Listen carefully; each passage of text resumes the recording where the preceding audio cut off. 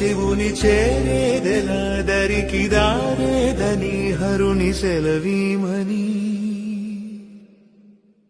నీదే కదా తనువు నీవే కదా అణువు నాదేది నీ దరికి నన్ను చేరని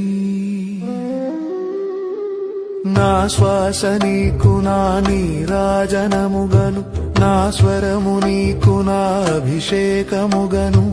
ఈ తనువు నీకు నా నైవేద్యముగను నా కర్మలే నీకు పరిచర్యలుగను అక్షరములు నీకు అక్షతలుగాను పదమాలలను నీకు పూమాలికగను కరతాళ ధ్వనులివే మేళతాళాలుగను సేవించనా నిన్ను నీ భక్తునిగను